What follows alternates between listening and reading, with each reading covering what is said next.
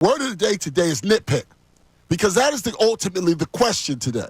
Are the complaints about the passing game, are the complaints about Jake Elliott, not really much complaining about the defense, they weren't perfect, or the fact that they didn't blow out Carolina, is that all fair game stuff, or is it a nitpick? Now, we talked about, and then we end up with our picks a lot of times going opposite, but we talked about a lot last week about how you guys as fans weren't super hyped for that game.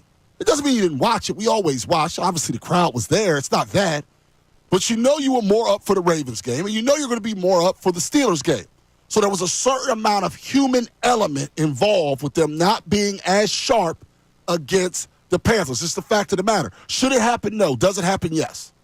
Nick Sirianni did all he could to try to fight against it, but it happened. And it happens in sports. The difference is they won the game versus in the past, they would have lost that game. So on the one hand, I fully understand the passing game concerns, and Jalen Hurts was not sharp. I want to make this very clear, though, when I talk about Jalen Hurts today. And I'll probably have to repeat this more than once. I think Jalen Hurts is very good.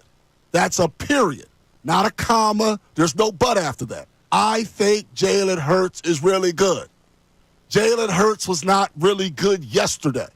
And what I'm trying to avoid today is when we're talking about the Eagles offense and we're talking about how they looked, we should be able to separate not having a good game with not being good. There's two different things. Right now, Jake Elliott's not good. He didn't just have a bad game. He's had a bad season.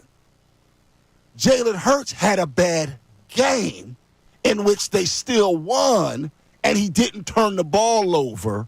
That doesn't mean he's a bad player. And when I want to avoid the extremes today, but I'll say for one day, even though this show has been extremely consistent about how winning is everything, because you got nothing if you don't win.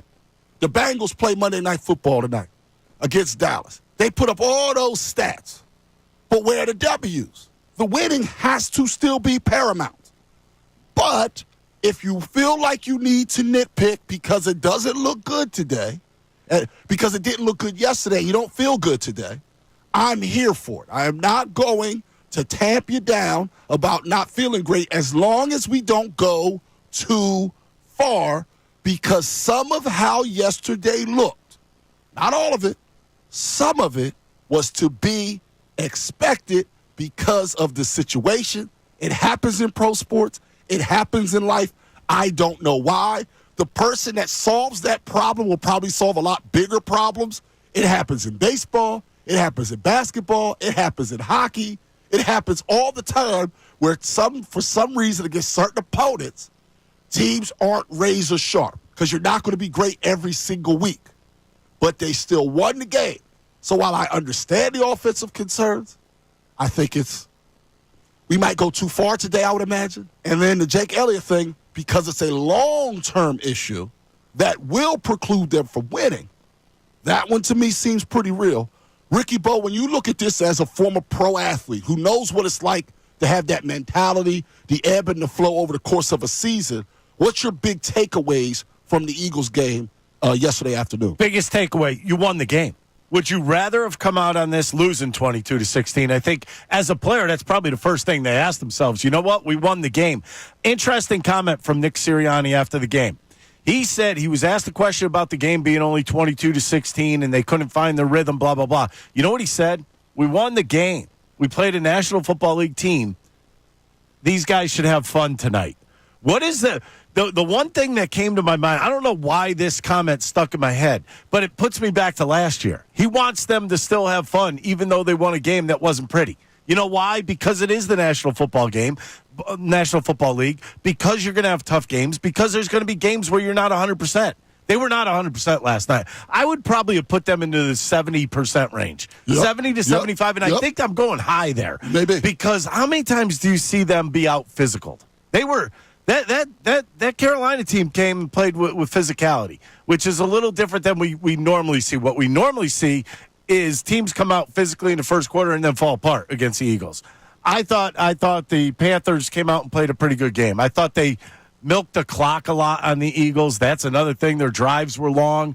There's a lot of things you could take out of this game. Now, going to the offense of the Eagles. The rushing game, outstanding. 200-plus yards. You can't ask for anything more from them.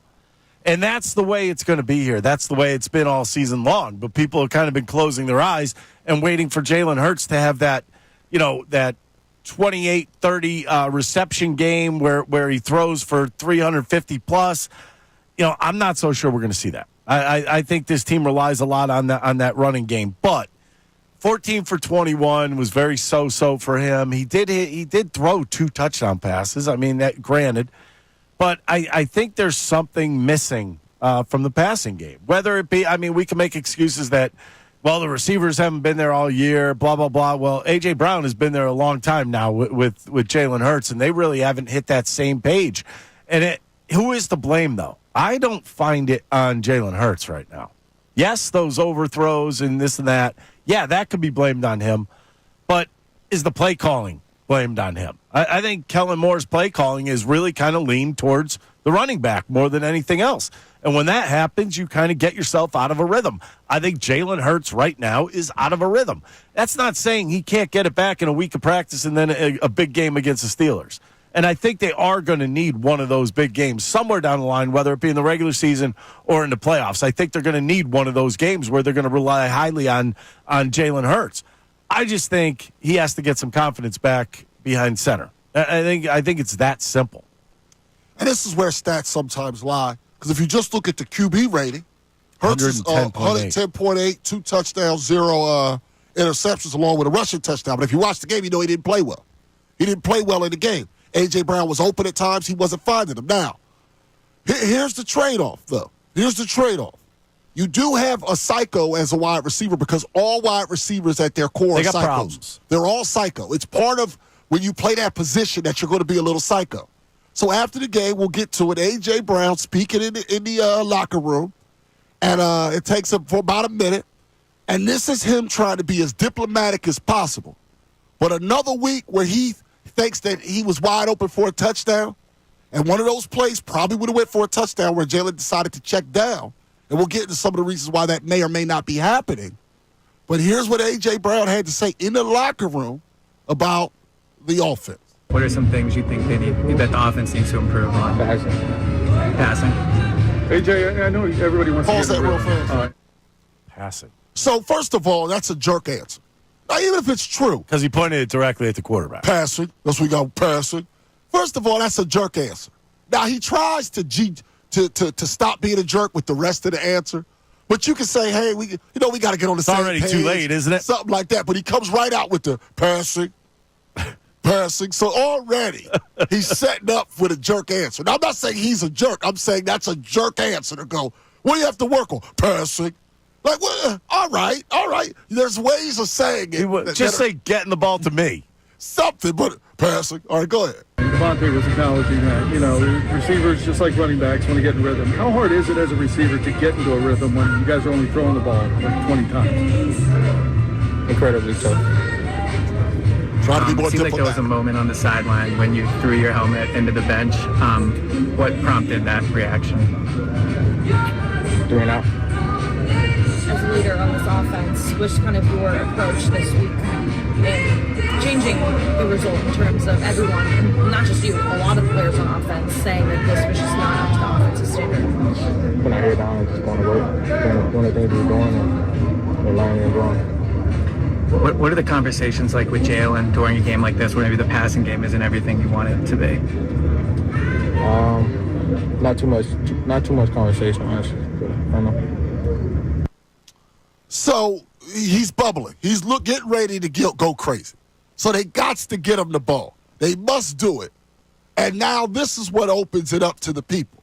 You see, well, what today is nitpick. The question becomes, if they're talking about it in the locker room, is it really a nitpick? At that point, to me, it kind of becomes fair game because that's why you don't make things public. But once they make it public, it's no longer a nitpick if the fans talk about it. Like we can say, oh, they're 11-2, 11-2, 11-2, but you notice A.J. Brown didn't say that. A.J. Brown could have just said, hey, we'll get it together. We still won the game. We're going to be all right. He chose to not say that. And once he chooses not to say that, now it becomes fair game. And now people are going to question the quarterback. Now people are going to question the offensive coordinator. It's going to fall mostly on the quarterback, I would imagine, over the course of the week. But A.J. Brown opens the door for that. So while some things I think are nitpicks because we want to be perfect every week, and that's not going to happen, I can't say it's a nitpick when A.J. Brown decides to give answers like that. The first one being, to me, kind of a jerk answer. And then he tried to be a little bit more, diplomatic for the rest of it. Tried to be a team player afterwards. After that. But to just throw out passing that way, I then can't be upset by a fan talking about it, Ricky, because he's talking about it. This is a boiling pot. That's the problem. This is not one game. He's not talking about the game against the Panthers. Yes, he's talking partially about it, but he's talking about the whole flow of things. He doesn't like the way things have been going. He doesn't like the way things have been flowing. I don't think he likes the way he's been used, in a sense that he's like a third down when they need that 7-yard pickup go-to guy. You know what I mean? It's almost like that possession receiver. This is a guy that can make big plays down the field, and he hasn't been really put in that situation a lot here. And that's going to bother anybody. That's a wideout. That's a really good wideout that knows he could score. I mean, think about it. You go around the NFL, and guys are putting up huge numbers. Look at Justin Jefferson. Look at Puka Nacua. These guys are putting up huge numbers. You don't think A.J. wants to put up those numbers? He does, but they're winning. They're winning. You think they all care? They care that they're winning, but they want numbers to go with it. It's so frustrating. No, reason being they want to prove that they're part of that. Right, but the thing is, he just got his money. Yeah. He got paid. It ain't like he's playing for a contract. There's a thing called an ego on every player. Right, but here's the other issue that's a challenge. They ask him, can you get in the rhythm only passing 20 times a game? He goes, extremely difficult. Well, here's the thing. You won yesterday doing that. So really, and you got a back who's on pace to break the all-time single-season rushing record. And by the way, it was 31 passes to 21 runs. 31 runs to 21 passes. We are That's back in the $5. early 2000s football is what this team is right now. I think it's going further than that. They run I a think lot. we're about Well, 88. how's this? We're about 88. How's this? 88. The Trent Dilfer-led Ravens team. How's that? Okay. That's what it seems like here, and that's not what he wants. I feel like the frustration is it's not only the fact that he's not getting a lot of receptions, a lot of yardage. I think it's also the fact that there are plays now where he is open and he knows he's open, and he is getting frustrated because he's making that separation. He's getting himself open, and also he is A.J. Brown. He catches damn near everything that comes near his way, and he's not getting the ball, so it's frustrating that you have a stud maker and you're not giving him the chance to make a play. Well, here's the thing, though. They've been throwing it. They haven't been throwing it a lot. No. He's not just upset. He also wants them to throw the ball more. Oh, yeah. So is that not, in a way, a direct shot at Saquon in a way? Because if they pass more, he's basically saying run less. Yeah. There's a finite amount of plays in a football game. It was 56 on Sunday. If he says pass more, he's also saying run it less. Yeah. That's what at the end of the day, when he says pass more, by definition, it's run less.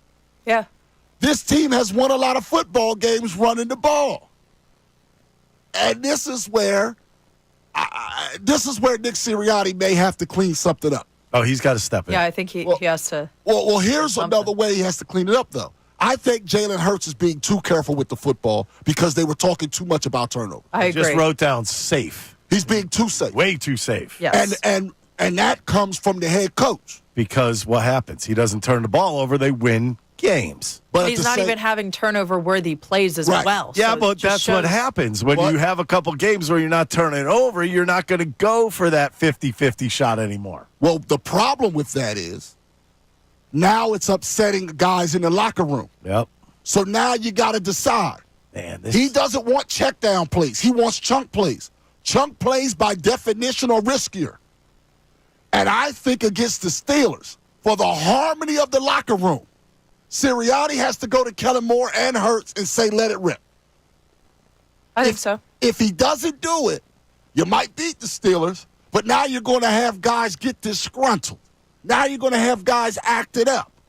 And you don't want that.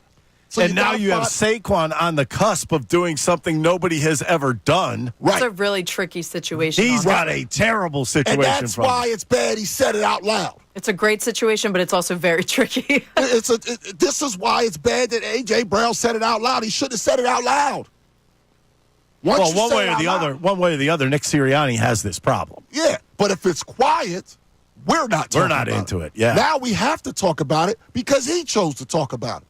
So when it comes to the passing game, I can't say it's a nitpick. I just think this. I think this. From my playing career, I have one area that I could actually bring up. It was myself and Real Cormier were setup guys for the Phillies, and we were doing well. We were in first place, blah, blah, blah. We were pitching all the time. All of a sudden, we got Turk Wendell and Dennis Cook. That was from the Mets trade. All of a sudden, they go in, they blow the first 2 games. I remember this. And then, like, Cormier and I aren't pitching it. I mean, we're barely pitching. And we're like, what? That was the only time in my career that I've been a little disgruntled about things. Why? Not necessarily because those 2 were on our team, because I wasn't getting the ball anymore. All right. And I understand what you're saying. And it's the same thing here. How would you like to run 56 routes and get targeted, 6 times? 4 times. He got targeted 4 times. 4 times. 6 times. He's doing I think 56 4 targets routes. is ridiculous. Yeah, but at the same time, it was out of 20 passes. So he's 21 passes. I think it's also probably frustrating because with some of their scripted plays, the ball also in their past couple of games has not been going towards AJ at all. You had some going to Jahan Dotson, Britton Covey. Like I said, I feel like he's more the emergency guy when they absolutely need something. So we got to talk about this. Is it a nitpick to dig into this Eagles team on certain things? Or is it just being a good fan who's being observant? 610-632-0975. Thanks so much, everybody, for watching. Really appreciate it. If you want more of this content, make sure you like and subscribe. And you know you can do that kind of over here if you want more of the best show ever.